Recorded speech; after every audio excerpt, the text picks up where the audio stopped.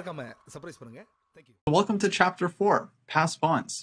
Now, you've already solved a number of exercises featuring pass pawns up to this point, but this chapter is really going to be focusing on all of the most common and typical ideas and tricks when it comes to promotion. And that means promoting our own pawns as well as defending against far advanced enemy pawns.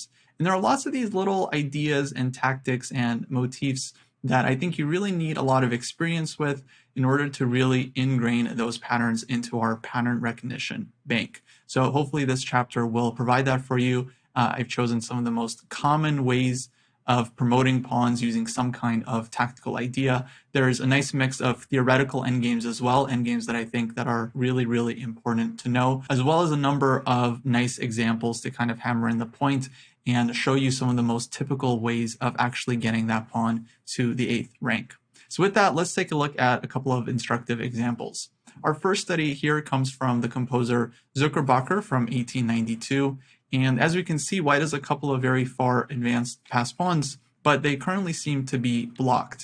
White's b pawn is not really going anywhere with black's king covering the promotion square, and white's g pawn is currently being blocked by white's king. Now, white does have a way to win this position, and it features a really, really nice idea that I want to highlight in this puzzle.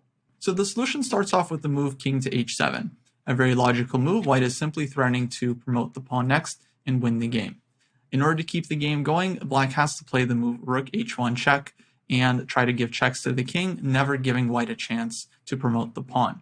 Something like rook f7 would never really work here, as white can just play king to g6, and either the rook has to take on g7, which would give white a completely winning endgame, or simply get out of the way and then allowing white to promote. So black's rook needs to give checks from behind. Now white's king advances with king to g6. Black continues with rook to g1 check. And here white continues with king to f7, trying to once again promote the pawn. If white were to try something like king to f6, with the idea of blocking with the bishop on f5 in case of rook f1 check, this is definitely a good idea, but the problem is that black simply doesn't have to do anything in this position, as white doesn't have an immediate threat. Neither pawn is threatening to promote, so black can just wait with a move like rook to g2, and there's nothing white can really do to progress here. Both pawns are stopped, and if white tries bishop f5, for example, trying to play bishop to g6 and promoting the g-pawn, well then black is going to be able to give up the rook for the first pawn with rook takes g7, and then follow it up with king takes b7 and get the draw. So king to f6 is simply not enough for white, as black can just wait and white can't really make progress, and instead white needs to play king to f7, once again threatening to actually promote the pawn with g8 equals queen. Here black has to give a check with rook f1. This is the only move. And this is where white needs to find a very, very important idea. Really, the whole point of this puzzle is this very next move. Because if white keeps walking around with the king, for example, king to e7, black is just going to come back to the g-file with rook to g1, and there's no way for white to make progress. King to f8 is met with rook f1 check, and once the king steps off of the f-file, black will go back with rook to g1, and there's nothing white can do. So after king to f7, rook to f1 check, here comes the big point behind white's play, bishop f5. A really, really fantastic shot. I would encourage you to pause the video and take a quick look at this one before we go through the variations. Just a fantastic move, getting in the way of the check. Of course, it looks like the bishop is hanging, but after rook takes f5, white gets out of the way with king to g6, and black's rook is simply caught out of position. The rook can no longer get over to the g-file to give a check, and white is actually winning the game. Now, the puzzle continues a little bit further, because black can still try rook to f1. And if white were to hastily promote here with g8 equals queen, this would unfortunately blow the win, as after rook to g1 check, the king gets out of the way, rook takes queen, king takes rook, and black is able to win our final pawn in the end. So this wouldn't be working for white. Instead, after rook f1, white has to utilize another very thematic, very important trick here. Definitely pause the video if you're not sure how white wins this one just yet. Well, white first promotes the b pawn with check, luring black's king to the 8th rank, a nice example of the attraction theme. And after king takes b8, white can now promote the g pawn with check, getting the famous queen versus rook endgame, which should be a win for white with best play. So a really, really cool line. I want to go back and play through the combination once again, just to really break it down. And a nice example of the types of puzzles you'll see in this chapter and the types of moves you'll have to find in real games in order to sometimes win one of these deep endgames. So once again, the puzzle starts off with king to h7. So white's job here is just trying to promote the pawn. So the king gets out of the way and threatens to promote. Black's rook is forced to give checks from the back with rook h1, king g6, rook g1, king f7, and rook f1. And now if white just keeps shuffling around with the king, black's rook will just continue giving checks. And that's why this interposing move bishop f5 is so important. White is now once again threatening to promote, and black simply doesn't have a great move here. If rook goes back to g1, then the bishop can block with bishop to g6. And this is kind of an important point, so let me put it on the board. After rook to g1, it wouldn't be good to just immediately promote, because black could take this queen and once again take the pawn on b7, making a draw. Instead, it's much stronger for white to block the g file with bishop to g6, and now black's rook simply has no way of stopping the g-pawn any further. So this bishop f5 is such a fantastic move, and as we saw, after rook takes f5, king to g6, black's rook is simply too far away from the pawn to be able to stop it. King e6 notably doesn't work because of rook to g5, and then black will be able to just give the rook for the pawn and take the b-pawn. So after king to g6, black's only try is rook to f1, and now it's very, very important that white promotes the b-pawn first with check, bringing the king to the back rank, and only now promotes the g-pawn, and finally white gets to keep the queen and wins the game.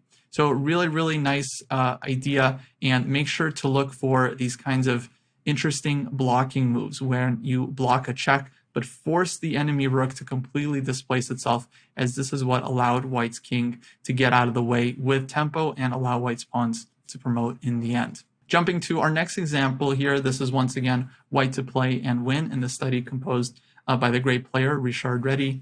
And here it is actually black that has a really far advanced passed pawn. And this is a very typical trick that one needs to know when it comes to dealing with these passed pawns. And you'll see a few exercises throughout the chapter and the rest of this course when you'll be asked to deal with the really strong passed pawn of the opponent. So what can white play in this position? Black is threatening to promote the pawn with g1 equals queen. If we play this move rook to f2, temporarily pinning the pawn, well, then black's king simply gets out of the way with king to g3, and now white is going to be forced to give up the rook for the pawn, leaving us with a completely drawn endgame. So instead, what can white do here? Well, white wins with a really, really nice shot, bishop to f1. A very, very elegant move. The first point is pretty clear. White wants to just take this pawn or entice black to take on f1, taking the bishop so that white can recapture with the rook and leave themselves with a king and rook endgame, which is, of course, completely winning. But the real point is what happens if black promotes on the g1 square with g1 equals queen, where we'll hear white's rook and bishop combine to deliver mate with rook to h3, and a very, very cute finish. The king gets mated on h2 and game over. So really, really simple, but very elegant and very important tactical idea here with bishop to f1, setting up this mate with rook h3, and of course threatening to take the pawn with the bishop so that white can leave themselves with a king and rook, which is of course a winning endgame. So a simple move, but one that's very, very easy to overlook, especially if you haven't seen this kind of idea yet. But this is the main thing to look for, and what you'll see in these puzzles is when the opponent has a really strong advanced pawn, sometimes the solution is going to involve allowing the opponent to promote in order to then deliver a checkmate. As we see here, white is not able to stop black from promoting, but is then able to win the game anyway. And that's really, really critical. As you'll see in a lot of these puzzles, that's going to happen. You might have to find some kind of creative way to let the opponent promote into a queen, but you've already seen further that you can set up some kind of threats either against the king or against the new queen to end up winning the game anyway. So really, really important to look for these kinds of tactical shots. And for our next example that I quickly wanted to highlight here, this is puzzle number 3 from the chapter, and just shows a very typical and thematic idea, one of the many ideas you'll learn by going through the exercises. Here, this is white to play and win, and it looks like a pretty simple endgame. We have 2 extra pawns, but if you're not aware of white's key idea here, it's very easy to mess up this position, not just in a puzzle, but of course in a game as well. So how does white actually win this one? Well, we've got the 2 extra pawns, but of course they are doubled. And it's going to be actually quite tricky to win this one in view of the fact that king to f6, and the most obvious move, actually stalemates black's king. And we're going to have a whole chapter on stalemate coming up in the future. Really, really important theme when it comes to endgame studies and, of course, chess overall. And here we see kind of a classic stalemate where even though white is ahead in material, the game is drawn as black's king simply has no moves. Instead, how can white win? If we try the advanced g5 check, well, here this drives the king back to g7, and we actually reach a theoretically drawn endgame. White's king is tied down to the defense of the g6 pawn, but unfortunately has to let go of the pawn as it is white's turn. Once white's king moves away, black plays king takes g6, and we have a drawn king and pawn endgame. So what can white do instead? Well, instead of g5 check or king to f6, white actually wins by pitching one of their pawns forward with g7. And this is where your knowledge of basic king and pawn endgames is going to be really, really critical here, because after king takes g7, it's important to recognize that white plays king to g5, gaining the opposition and leaving white with a very classic and theoretically winning king and pawn endgame.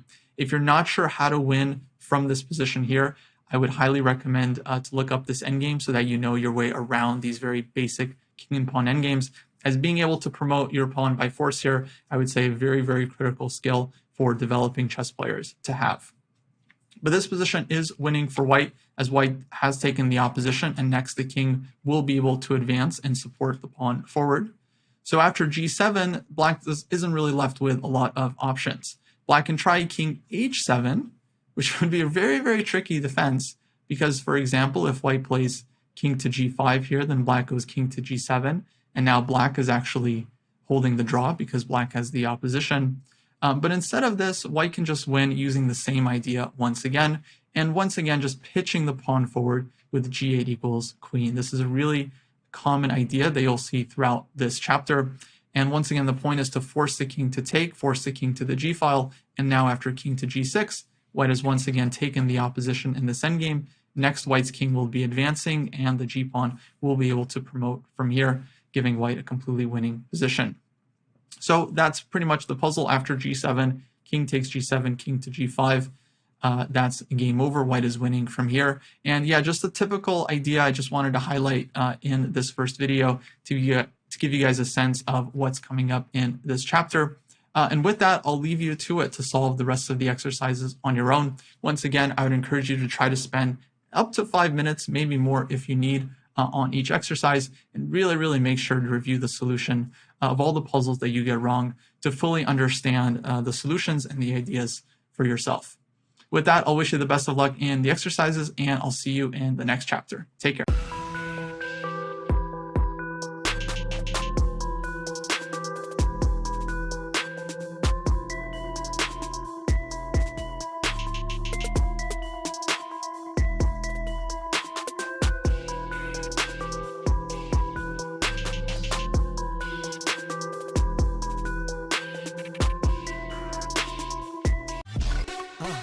மறக்காம surprise பண்ணுங்க. Thank you.